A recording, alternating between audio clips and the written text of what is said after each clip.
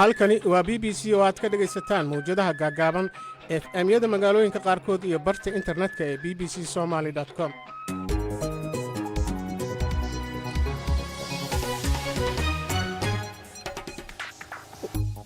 waa maalin talaadaha 19 bisha Abriil, saacadduna waxay tilmaamaysaa 2 duhurnimo oo gowa. barnaamijka duhurnimo waxaad ku maqli doontaan maxkamadda sare oo maanta bilowday dhegaysiga dacwadda u gudbiyay Fahad Yaasiin. haddaba garyaqaan ka socda xeer ilaalinta ayaa ku dooday in maxkamadda aanay xaq u lahayn in ay kiisan qaado. dacwadan sumadeeda maxkamaddu ay tilmaantay gal dacwadeedkan inaysan maxkamaddu aysan dhahin inay gasho sababtoo ah doorashooyinka heer federaal ee guddiga la soo dacweeyey oo maamulkiisa hayay waxay ku salaysnaayeen ama lagu hagayay heshiis siyaasadeed ay galeen golaha wada tashiga qaranka.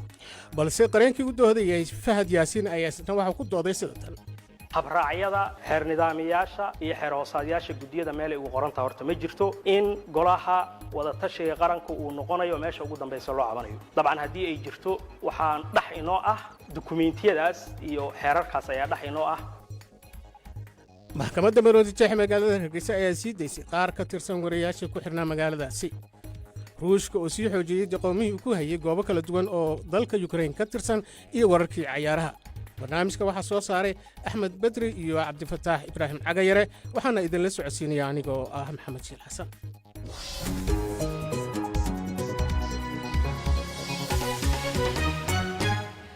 faahfaahinta qodobadaasi way noo soo socdaan, balse marka hore warkii caalamka iyo Mucaawiye Maxamed Buraale. mahadsanid maxamed. waxaa dib u soo cusboonaaday duqeymaha uu ruushka ka geysanaya magaalada Mariupol ee koonfurta Ukraine, halkaasoo ciidamada ruushka ay ku hanjabeen inay xoog ku geli doonaan dhismaha warshadda Azovstal ee ku taalla halkaasi. ciidamadii ugu dambeeyey difaacaya magaalada Mariupol ayaa ku sugnaa gudaha warshadda soo saarta birta, kuwaasoo ay weheliyaan 100 qof oo rayid ah. wasaaradda gaashaandhigga ee ruushka ayaa mar kale ka codsatay dadka reer Ukraine inay soo dhiibaan. wasiirka gaashaandhigga ee ruushka Sergey Lavrov ayaa sheegay in xukuumadda Moscow ay bilowday marxalad kale oo uu ku tilmaamay howlgalka gaarka ee laga fulinayo Ukraine. waxa uu sheegay in duulaanka horle ay ku qaadayaan bariga Ukraine uu yahay mid muhiim ah. ruushka ayaa sheegay in gantaallo dhowr ay xalay ku garaaceen bariga Ukraine. xildhibaan ka soo jeeda Ukraine islamarkaana laga soo doorto galbeedka Ukraine, Oleksiy Horcharenko ayaa BBC-da u sheegay inay filayaan in ciidamada ruushka ay isku dayayaan inay burburiyaan deegaanada dhaca bariga Ukraine. waxaan aad uga walwalsannahay in ruushka uu mar kale adeegsan doono qorshahan uu gebi ahaanba ku burburinayo wax kasta sidii uu ku sameeyey suuriya, jechniya iyo iminka bariga Ukraine. marka ay u yimaadaan inay guulaystaan, arlada oo dhan ayay baabi'iyaan.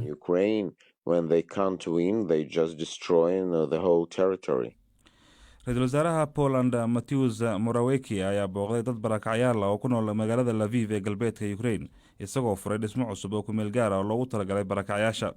xafiiska ra-iisul wasaaraha ayaa sheegay in magaaladan ay u noqon karto inta u dhaxaysa 3 ilaa 500 oo haween iyo carruur ah oo ka soo cararaya dagaalada ka socda bariga Ukraine. dugsi sare oo ay wiilasha dhigtaan oo ku yaalla caasimadda Afghanistan ee Kabul ayaa waxaa lala beegsaday laba qarax oo ismiidaamin ahaa, waxaana ku dhintay ugu yaraan 6 qof. dugsigan ayaa ku yaala xaafadda Shiicada Hazara ee dhacda galbeedka caasimadda Kabul, waxaana inta badan beegsata dugsigaasi kooxda la magac-baxday dowladda Islaamka. barnaamijka cuntada ee qaramada midoobay WFP ayaa ka digaya saameynta ka dhalan karta abaaraha daba dheeraada ee ka taagan geeska Afrika. tiro dadda ayaa qarka u saaran inay wajahaan macluul, waxaana laga yaabaa in tirada dadka wajahaya macluusha ay sare u kacdo ilaa 20 milyan oo qof. qaramada midoobay waxay sheegtay in qaybo ka mid ah dalalka Itoobiya, Soomaaliya iyo Kenya ay muddo 40 sanaha noqdeen kuwo qallalan oo ay abaaraha saameeyeen, islamarkaana roobabkii loo baahnaa aysan deyin muddo bil ah iyadoo lagu guda jiro xilli roobaadka. ugu dambeyntiina dalka Istimor waxaa ka socotaa tirinta codadka doorashada, halkaasoo ay ka dhacday wareegii labaad ee doorashada madaxweynaha. musharaxiinta ugu cad inay ku guulaystaan doorashada Istimor waxaa ka mid ah Jose Ramos Horta oo ku guulaystay abaalmarinta Nobel, ahna siyaasi rugcada ah kaasoo wajahaya Francisco Guterres oo ah madaxweynaha hadda talada haya islamarkaana ahaan jiray dagaalyahan hore oo ka tirsanaa jabhadaha dalkaasi. warkii dunida araginta. waa tahay mahadsanid Mucaawiye Maxamed Buraale. aan ku horeyne maxkamadda sare ee Soomaaliya ayaa bilowday dhageysiga dacwad uu Fahad Yaasiin la taliyaha amniga qaranka ka gudbiyey guddiga hirgelinta doorashooyinka heer federaal kadib markii ay waxba kama jiraan ku sheegeen natiijadii kursi xildhibaan oo uu horey ugu guuleystay doorashadii ka dhacday beledweyne. haddaba wararkii ugu dambeeyey ee dhageysiga dacwadda maxkamadda waxaa inoo soo diray wariyaha BBC-da ee magaalada Muqdisho Ibraahim Maxamed Aadan. fadhiga maxkamadda uu gudoominayay gudoomiyaha maxkamadda sare ee dalka Baashe Yuusuf Axmed ayaa bilowgiiba furay dacwadda u dhaxaysa qareenka difaacaya Fahad Yaasiin iyo xafiiska garyaqaanka guud ee qaranka oo diidan dacwadda ka dhanka guddiga hirgelinta doorashooyinka ee heer federaal. maxkamadda sare ee Jamhuuriyadda Federaalka Soomaaliya qaybteeda maamulka oo ka kooban 3 garsoore waxa ay maanta ay taariikhdu tahay 19 bisha afraad 2022 u fadhiisanaysaa gal dacwadeedka sumadiisu tahay 2022 ee u dhaxeeya dhinacyada kala ah Fahad Daahir Axmed oo qareen u yahay Sakariye Ismaaciil Nuur lidna kuwa guddiga hirgelinta doorashooyinka dadban ee heer federaal oo matalayo xafiiska garyaqaanka guud ee dawladda. cabashadaas oo laga soo qaatay go'aanka ka soo baxay guddiga hirgelinta doorashooyinka dadban ee dalka 6 bishii afraad 2022 ay sumadiisu tahay fiid 2017 maxkamadduna waa furan tahay. dooda maxkamadda oo qaybteedii hore la soo gabagabeeyay ayaa xafiiska garyaqaanka guud oo difaacaya guddiga hirgelinta doorashooyinka heer federaal waxay ku doodeen in maxkamaddu ay diido qaadista dacwaddan maadaama heshiiskii 17 Sebtembar iyo heshiisyadii ka dambeeyay ay ku caddeed habraacyada lagu maamulayo doorashada laguna xalinaya haddii muranna ay ka yimaadaan. garyaqaan xasan xuseen cabdilaahi oo ka mid ah xafiiska garyaqaanka guud ee qaranka difaacayana guddiga hirgelinta doorashooyinka heer federaal ayaa fadhiga maxkamadda ka sheegay in heshiisyadii doorashooyinka ay ku caddayd in khilaafyada kasoo laabta doorashada ay xalinteeda kama dambaysta ah leeyihiin golaha wadatashiga qaranka ee ka kooban madaxda dowladda federaalka iyo kuwa maamul goboleedyada. waxaan maxkamadda sharafta rabaa inaan soo gudbino hor istaag la xiriira ikhtisaaska ama maxkamadda aan ka dalbano ka codsano in dacwaddan sumadeeda maxkamaddu ay tilmaantay gal dacwadeedkan inaysan maxkamaddu aysan dhahin inay gasho sababtoo ah doorashooyinka heer federaal ee guddiga la soo dacweeyey oo maamulkiisa hayay waxay ku saleysnaayeen ama lagu hagayay heshiis siyaasadeed ay galeen golaha wadatashiga qaranka. heshiisyaadkaas wuxuu ahay mabaadi' guud oo ku saleysan in lagu jiheeyo ama guddiyadu ay ku jiheeyaan in doorashada habkaas lagu hago. waxaa jira habraacyo loo dejiyey heshiiskaas siyaasadeed oo uu ka mid yahay midka xalinta maaragtay 1 Oktoobar ku taariikhaysan oo ujeedadiisu ay tahay waajibaadka iyo xilalka guddiga xalinta khilaafaadka ama sidoo kale guddiyada kale ee doorashooyinka kaas oo qodobkiisa 5aad oo tilmaama go'aanada guddiga waxaa dib u fiirin kara madaxda dowlad goboleedka madaxda federaalka iyo madaxda xubnaha ka ah. go'aankaas oo madaxdu ay gaarto oo noqonayo go'aan kama dambeys ah dibna aan dacwad kale looga furo karin.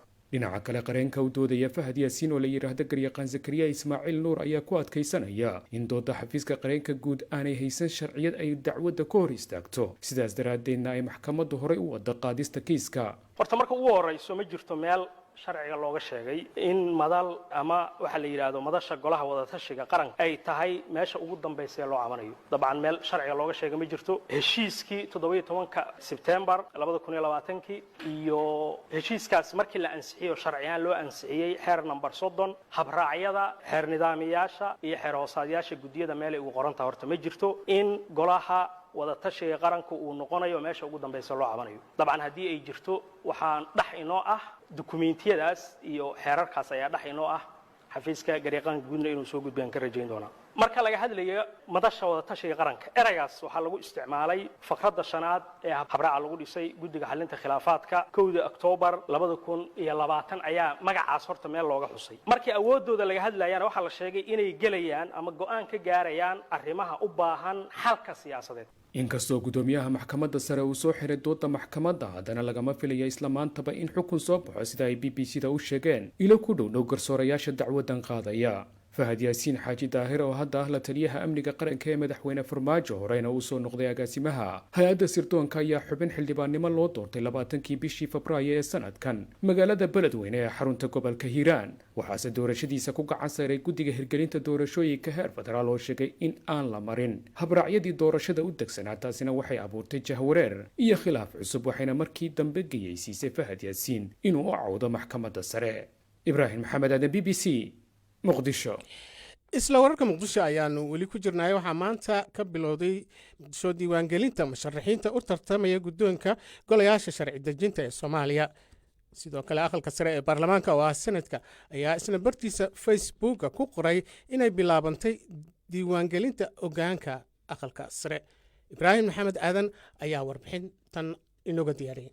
guddiyada doorashooyinka ee guddoonka labada aqal ee baarlamaanka federaalka ayaa goordhoweed bilaabay inay diiwaan geliyaan murashaxiinta u tartamaysa guddoomiyaha iyo labada guddoomiye ku-xigeen ee labada aqal ee baarlamaanka federaalka. golaha shacabka ee baarlamaanka federaalka guddigoodu waxa ay diiwaan geliyaan ilaa hadda laba murashax oo midkooda uu tartamayo guddoomiyaha golaha shacabka ee baarlamaanka federaalka, mid kalena uu tartamayo guddoomiye ku-xigeenka koowaad ee golaha shacabka ee baarlamaanka federaalka. waxaa la filayaa in isdiiwaangelintu ay sii socoto maalmaha soo socda. sidoo kale aqalka sare ee baarlamaanka federaalka guddigiisa doorashadu waxay sheegeen in ay bilaabeen diiwaangelinta murashaxiinta u tartamaysa guddoomiyaha aqalka sare ee baarlamaanka federaalka iyo labada guddoomiye ku-xigeen ee aqalkaasi uu leeyahay. labada doorasho ayaa la filayaa in la kala qabto 26 iyo 27 bishan. inta ka horeysa waxaa socon doonta diiwaangelinta, diyaarinta warqadaha codbixinta iyo sidoo kale hadaljeedinta murashaxiinta ee xubnaha u tartamaya labada aqal guddoonkooda. dabcan marka maalmaha soo socda oo dhan way socon doontaa diiwaangelinta. aad buu u mahadsan yahay ibraahim maxamed aadan oo idinla siinayay warbixintaasi.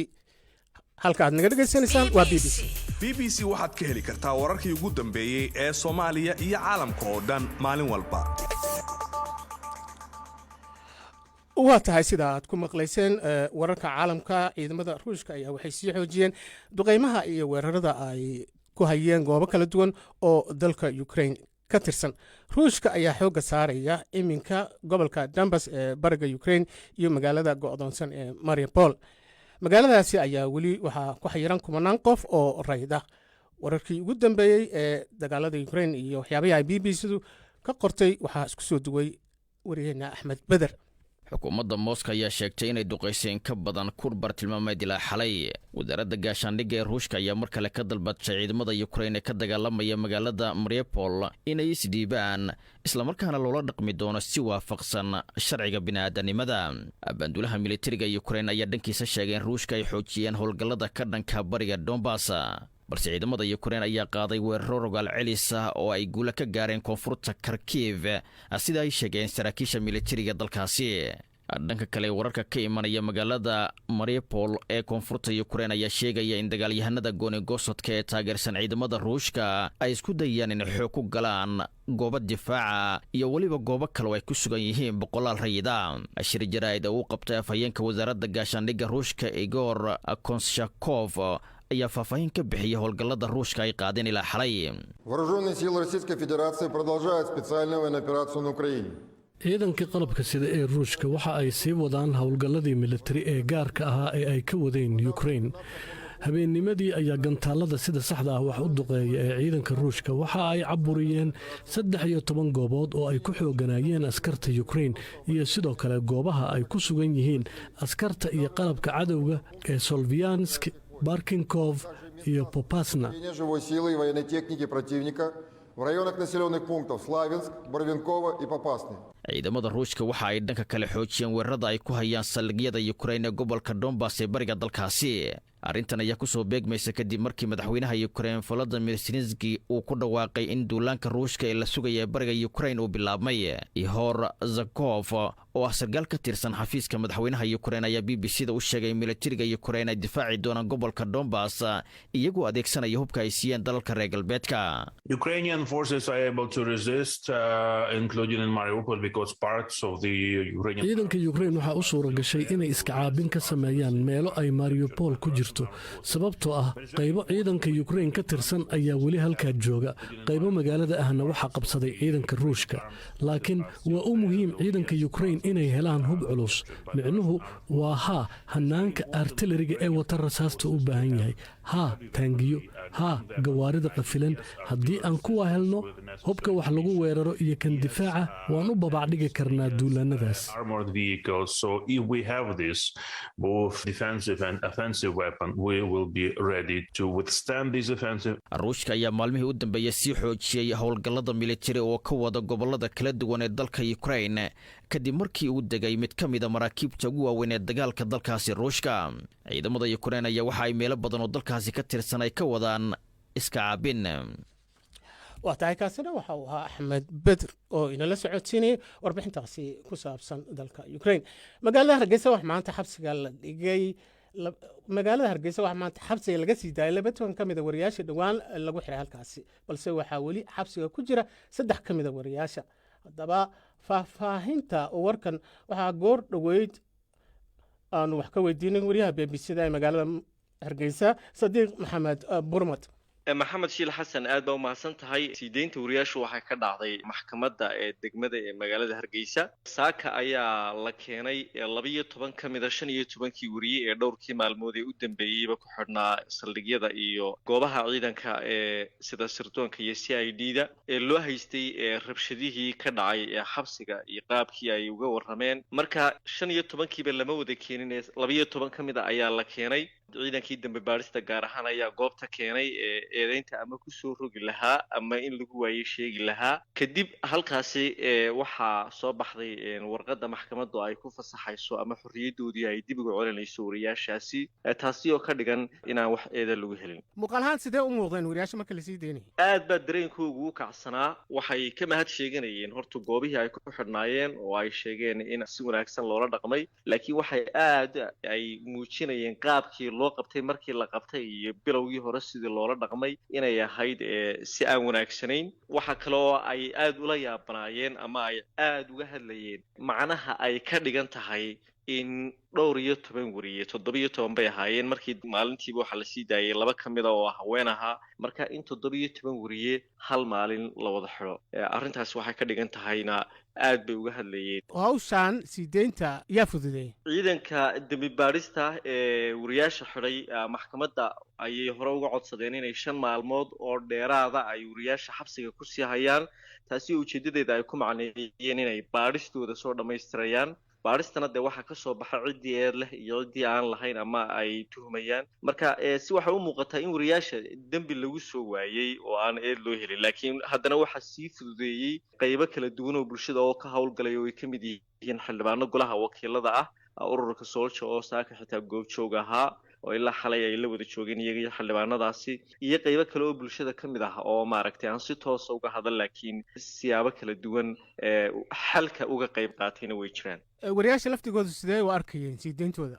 maxkamadda horteeda ayay shir jiraayad ku qabteen.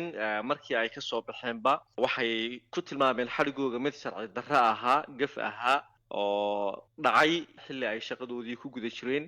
maxamed shiilow qaarkood waxa ay weliba ay si faahfaahsan uga warrameen qaabkii loo qabtay xilligii la qabtay, iyagoo tilmaamay weliba inay ahayd wax aanay filayn inay ku dhacdo taas oo kale, iyagoo howlo shaqadoodii ku guda jira oo wax duubaya oo dadkii xog u tabinaya ama warkii sheegaya oo live ku wada jira.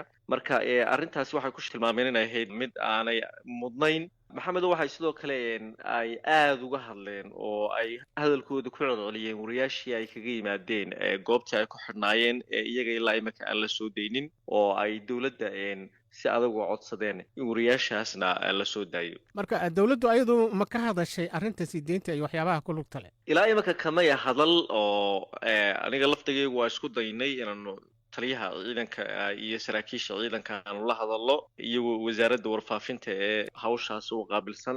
labadaba wax jawaabo kamaanaan helin, laakiin weli su-aasha taagan waxa weeyaan 3 wariye ee iyaga laftigoodana waxaa laga yeelaya la isweydiinayo ma in maxkamad loo gudbin doono mise in iyaga weli baaristoodii socoto. waa su-aalaha ay dowladdu ay ka hadli lahayd laakiin se aanay ka hadal. waa tahay aad buu u mahadsanyahay Sadiiq Maxamed Burmad. halka aad weli naga dhegaysanaa waa BBC.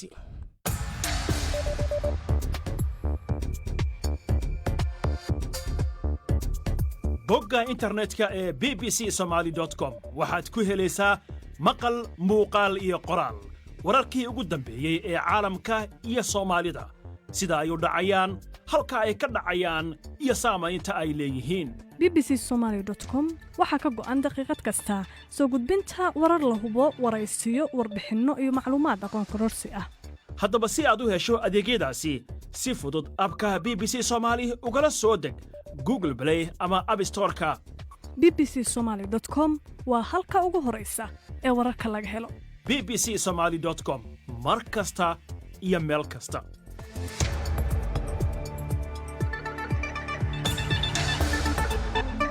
markana ciyaarihii tababaraha kooxda kubadda cagta ee Manchester United Ralph Rangnick ayaa tababaraha kooxda Liverpool Jurgen Klopp waxa uu ku tilmaamay inuu yahay tababaraha ugu wanaagsan caalamka. waxa uu ka hadlayay kahor kulanka caawa ay labadaasi kooxood ku yeelan doonaan garoonka Anfield ee magaalada Liverpool. labadan tababare ayaa ka soo wada shaqeeyay ciyaaraha Jarmalka. dhanka kale Ralph Rangnick ayaa sheegay in Manchester United ay dib u heli doonto qaabkii ay u dheeli jirtay, waxaana uu intaasi ku daray in Manchester United aanay 30 sannadood ku qaadan doonin sida uu yidhi inay dib u qaado horyaalka Ingiriiska sida Liverpool ku dhacday. haddaba ciyaarta Liverpool iyo Manchester United waxaa lagu wadaa inay dhacdo caawa 10 fiidnimo waqtiga bariga Afrika. haddaba isla wararkaas ciyaaraha ayanu weli ku jirnaa. kooxda Barcelona ayaa guuldaro la yaab leh waxa ay xalay garoonka dhabarka ugu saarisay kooxda Cadiz ee horyaalka Spain kaga jirta kaalimaha hoose. guuldaradaas ayaa waxaa u sahlaysay kooxda Real Madrid inay kusii dhawaato in loo calamo saaro horyaalka La Liga ee wadanka Spain. Barcelona ayaa 1-0 waxaa looga badiyay goolka kaliya ciyaartana waxaa ka dhaliyay ciyaaryahanka Lucas Perez. waa tahay haatanna aanu aadno dhinacii baafinta maanta waxaa stuudiyaha BBC da Nairobi si toos ah idinkaga soo tabinaya anigoo ah Jamaal Axmed Abdiraxmaan iyo Fartuun Ismaaciil. Fartuun, mahadsanid Jamaal. baafinta ugu horeysay maanta waxay naga soo gaartay Maxamed Cumar Maxamed. waxa uu baafinayaa Yacquub Cumar Maxamed. waxa uu wardambeysay isagoo ku sugan magaalada Muqdisho sanadii 2004. haddaba haddii uu maqlayo Yacquub Cumar Maxamed ama jirta cid garanaysa, fadlan warkiisa la gaarsiiyay Maxamed Cumar Maxamed iyadoo wixii waraa loo sii marsiin karo xafiiska baafinta bishcas ee ku leedahay dowlad deegaanka Soomaalida Itoobiya. xareed Isaaq Dhaqane waxa uu baafinayaa Zahro Isaaq Dhaqane oo wardambeysay oo ku nool dalka Eritrea sanadii 2009. haddaba haddii maqlayso Zahra Isaaq Dhaqane ama jirta cid garanayso, fadlan warkeeda hala gaarsiiyo xareed Isaaq Dhaqane iyadoo wixii waraa loo sii marin karo xafiiska baafinta bishcas ay ku leedahay malkaadiida. xuseen axmed yuusuf waxa uu baafinayaa Maxamed Xuseen Axmed. waxa uu wardambeysay isagoo ku sugan magaalada Muqdisho sanadii 2009. haddaba haddii uu maqlayo Maxamed Xuseen Axmed ama jirta cid garanaysa, fadlan warkiisa hala gaarsiiyo Xuseen Axmed Yuusuf iyadoo wixii waraa loo sii marsiin karo xafiiska baafinta bishcas ay ku leedahay 100 Maayo. shukri maxamuud nuur waxa uu baafinayaa Cabdulaahi maxamuud nuur oo ugu wardambeysay isagoo ku noolaa dalka Soomaaliya sanadii 1998. haddaba hadduu maqlayo Cabdulaahi maxamuud nuur ama jirta cid garanayso, fadlan warkiisa la gaarsiiyo shukri maxamuud nuur iyadoo wixii waraa loo sii marin karo xafiiska baafinta bishcas ay ku leedahay 100 Maayo. yuusuf cabdi maxamed waxa uu baafinayaa Fu'aad Yuusuf Cabdi. waxa uu wardambeysay isagoo ku sugan magaalada Khartoum dalka Suudaan sanadii 2017. haddaba haddii uu maqlayo Fu'aad Yuusuf Cabdi ama jirta cid garanaysa, fadlan warkiisa hala gaarsiiyo Yuusuf Cabdi Maxamed iyadoo wixii waraa loo sii marsiin karo xafiiska baafinta bishcas ay ku leedahay dowlad deegaanka Soomaalida Itoobiya. qadra Ismaaciil Xasan waxay baafinaysaa Shukri Axmed Cabdi oo ugu wardambeysay iyadoo ku nool dalka Kenya sanadii 2013. haddaba haddii maqlayso Shukri Axmed Cabdi ama jirta cid garanayso, fadlan warkeeda hala gaarsiiyo qadra Ismaaciil Xasan iyadoo wixii waraa loo sii marin karo xafiiska baafinta bishcas ay ku leedahay dowlad deegaanka Soomaalida Itoobiya. cabdi maxamed cumar waxa uu baafinayaa Shankaroon Maxamed Cumar. waxa uu wardambeysay iyadoo ku sugan Buuhoodle sanadii 2013. haddaba haddii ay maqlayso Shankaroon Maxamed Cumar ama jirta cid garanaysa, fadlan warkeeda hala gaarsiiyo Cabdi Maxamed Cumar iyadoo wixii waraa loo sii marsiin karo xafiiska baafinta bishcas ay ku leedahay Helloweyn. ogaaso xasan waxay baafinaysaa Guuleed Maxamed Xuseen oo ugu wardambeysay isagoo ku noolaa dalka Suudaan sanadii 2014. haddaba hadduu maqlayo Guuleed Maxamed Xuseen ama jirta cid garanayso, fadlan warkiisa la gaarsiiyo ogaaso xasan askar iyadoo wixii waraa loo sii marin karo xafiiska baafinta bishcas ay ku leedahay dowlad deegaanka Soomaalida Itoobiya. Cabdiqani Nuur Ibraahim waxa uu baafinayaa Cabdi Nuur Ibraahim. waxa uu wardambeysay isagoo ku sugan London sanadii 1991. haddaba haddii uuna maqlayo cabdi nuur ibraahim ama jirta cid garanaysa fadlan warkiisa hala gaarsiiyo cabdiqani nuur ibraahim iyadoo wixii waraa loo sii marsiin karo xafiiska baafinta bishcaas ay ku leedahay qabri bayax. axmed cali abikar waxa uu baafinayaa maxamed cali isaaq oo ugu wardambeysay isagoo ku noolaa dalka kenya sanadii 2000. haddaba hadduu ina maqlayo maxamed cali isaaq ama jirta cid garanayso fadlan warkiisa hala gaarsiiyo axmed cali abikar iyadoo wixii waraa loo sii marin karo xafiiska baafinta bishcaas ay ku leedahay 100 maanyo. aamine cabdi maxamed waxa ay baafinaysaa cabdulaahi cabdi maxamed waxa ugu wardambeysay isagoo ku sugan magaalada nairobi sanadii 2009. haddaba haddii uuna maqlayo cabdulaahi cabdi maxamed ama jirta cid garanaysa fadlan warkiisa hala gaarsiiyo aamine cabdi maxamed iyadoo wixii waraa loo sii marsiin karo xafiiska baafinta bishcaas ay ku leedahay Helloweyn. cabdulaahi xasan cali waxa uu baafinayaa ayuub ibraahim xuseen oo ugu wardambeysay isagoo ku noolaa dalka kenya sanadii 2019. haddaba hadduu ina maqlayo ayuub ibraahim xuseen ama jirto cid garanayso fadlan warkiisa la gaarsiiyo cabdulaahi xasan cabdi iyadoo wixii hore loo sii marin karo xafiiska baafinta bishcaas ay ku leedahay dowlad deegaanka soomaalida Itoobiya. amiin cali aadan waxa uu baafinayaa aadan cali aadan waxa ugu wardambeysay isagoo ku sugan baydhabo sanadii 2016. haddaba haddii uuna maqlayo aadan cali aadan ama jirta cid garanaysa fadlan warkiisa hala gaarsiiyo amiin cali aadan iyadoo wixii waraa loo sii marsiin karo xafiiska baafinta bishcaas ay ku leedahay Helloweyn. diiro khayro buule waxa uu baafinayaa bilaal sheekh cabdi oo ugu wardambeysay isagoo ku noolaa dalka Soomaaliya sanadii 2017.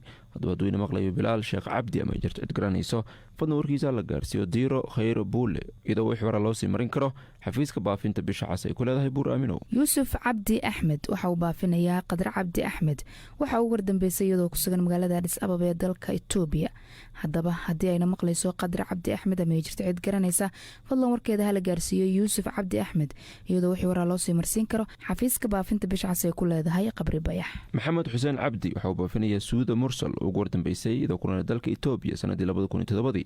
haddaba haddii ayna maqlayso suuda mursal ama jirta cid garanayso fadlan warkeeda hala gaarsiiyo maxamed xuseen cabdi iyadoo wixii waraa loo sii marin karo xafiiska baafinta bishcaas ay ku leedahay buur aaminow. deeqa xuseen cawil waxa ay baafinaysaa cabdi cawil xundubey waxa ugu wardambeysay isagoo ku sugan magaalada muqdisho sanadii 2000. haddaba haddii uuna maqlayo cabdi cawil xundubey ama jirta cid garanaysa fadlan warkiisa hala gaarsiiyo deeqa xuseen cawil iyadoo wixii waraa loo sii marsiin karo xafiiska baafinta bishcaas ay ku leedahay malkadhiidha. raxma mukhtaar xasan waxay baafinaysaa fahmi cabdi xasan oo ugu wardambeysay iyadoo ku noolaa dalka yemen sanadii 2010. haddaba haddayna maqlayso fahmi cabdi ama jirta cid garanayso fadlan warkeeda hala gaarsiiyo raxma mukhtaar xasan iyadoo wixii waraa loo sii marin karo xafiiska baafinta bishcaas ay ku leedahay dowlad deegaanka soomaalida Itoobiya. nastee xasan dhaayo waxa uu baafinayaa shamse xasan seed waxa ugu wardambeysay iyadoo ku sugan magaalada muqdisho sanadii 2005. haddaba haddii ayna maqlayso shamse xasan seed ama jirta cid garanaysa fadlan warkeeda hala gaarsiiyo nastee xasan dhaayo iyadoo wixii waraa loo sii marsiin karo xafiiska baafinta bishcaas ay ku leedahay malkadhiidha. samiiro axmed maxamuud waxay baafinaysaa axmed maxamuud cumar oo ugu wardambeysay iyadoo ku noolaa dalka Soomaaliya sanadii 2008. haddaba hadduu ina maqlayo axmed maxamed cumar ama jirta cid garanayso fadlan warkiisa hala gaarsiiyo samiiro axmed maxamed iyadoo wixii waraa loo sii marin karo xafiiska baafinta bishcaas ay ku leedahay dowlad deegaanka soomaalida Itoobiya. yuusuf sheekh faarax waxa uu baafinayaa faadumo sheekh faarax waxa uu wardambeysay iyadoo ku sugan magaalada Nairobi sanadii 2011. haddaba haddii ayna maqlayso faadumo sheekh faarax ama jirta cid garanaysa fadlan warkeeda hala gaarsiiyo yuusuf sheekh faarax iyadoo wixii waraa loo sii marsiin karo xafiiska baafinta bishcaas ay ku leedahay dowlad deegaanka soomaalida Itoobiya. cabdi saleebaan waxa uu baafinayaa caasha xuseen ugu wardambeysay iyadoo ku noolaa dalka Kenya sanadii 2005.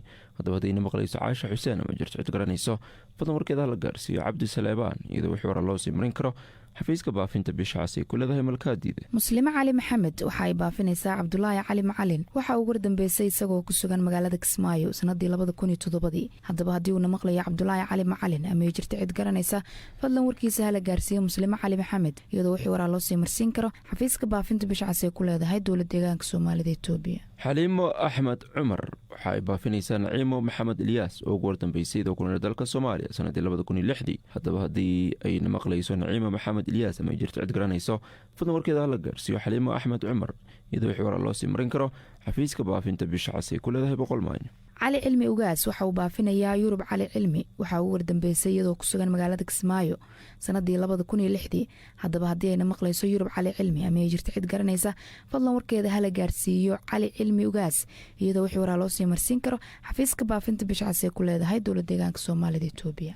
cubayda aadan cumar waxay baafinaysaa cabdikariim aadan cumar oo ugu wardambeysay isagoo ku noolaa dalka Soomaaliya sanadii 2000 haddaba haddii ina maqlayo cabdikariim aadan cumar ama jirto cid garanayso fadlan warkiisa la gaarsiiyo cubayda aadan cumar iyadoo wixii waraa loo sii marin karo xafiiska baafinta bisha cas ee ku leedahay boqol maanyo. baafinta ugu dambeysay maanta waxay naga soo gaartay maxamed axmed cali waxa uu baafinayaa xaawo cali maxamed waxa uu wardambeysay iyadoo ku sugan magaalada Baydhabo sanadii 1999 haddaba haddii ayna maqlayso xaawo cali maxamed ama jirta cid garanaysa fadlan warkeeda hala gaarsiiyo maxamed axmed cali iyadoo wixii waraa loo sii marsiin karo xafiiska baafinta bisha cas ee ku leedahay dowlad deegaanka Soomaalida Itoobiya. baafintiina waa inageynta baafintaasi ayaa ugu dambeysay barnaamijkani duhurnimo tan iyo kulantadeena dambe nabadgelyo.